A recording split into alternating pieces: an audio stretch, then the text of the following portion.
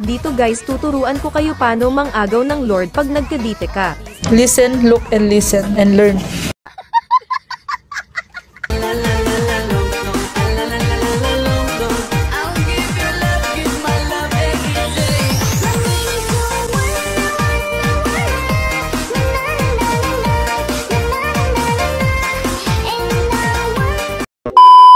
Nag-solo RG ako dito at ito yung nangyari.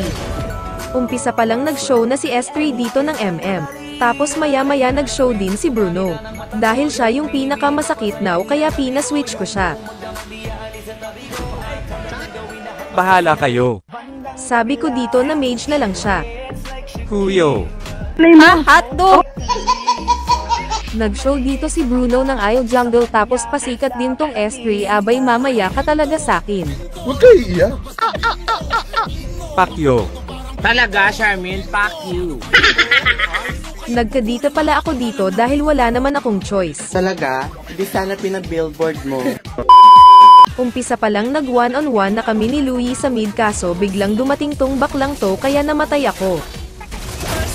San ka punta Lance, samahan mo ko matulog hahaha. Namatay na naman si Manang Leslie dito, kung nag-adjust ka sana di ka mababaugnaw. Kakasabi ko palang ayon patay ka na naman. Bobo ka ba? Wow, tatlo pa talaga.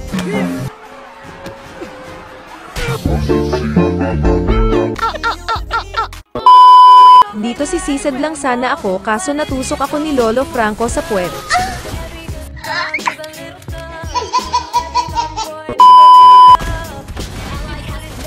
Ayan, patay na naman si Manang, pinaglihi siguro ta sa pagong ang slow ng utak, di pa nag-adjust na lang. Kapal na mukha mo! Ang galing! Buta na batay! Sige pa, feed ka lang, tingnan natin sino di makakalaro mamaya. Hindi totoo yan.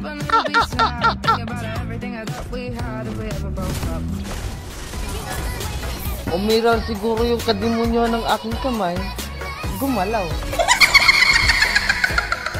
Dito guys tuturuan ko kayo paano mang-agaw ng Lord pag nagkadite ka. Listen, look, and listen, and learn.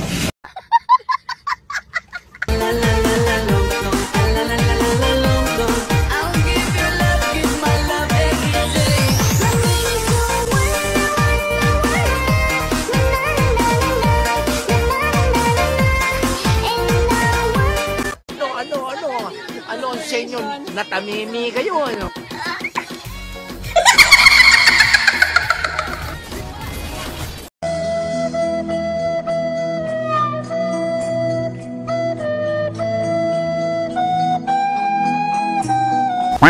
Kanina ka papapansin sa mid, hala sige sleep well. Dito dahil makunat yung iba kaya yung Layla lang talaga inuuna ko, okay lang mamatay ako, mat-target ko lang siya.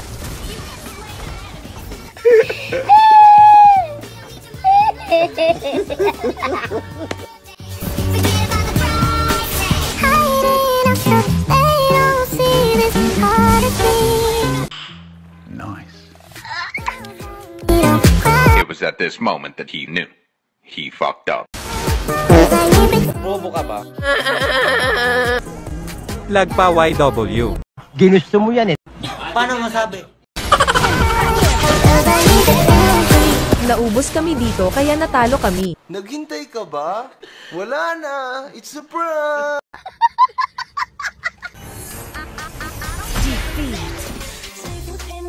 Bruh.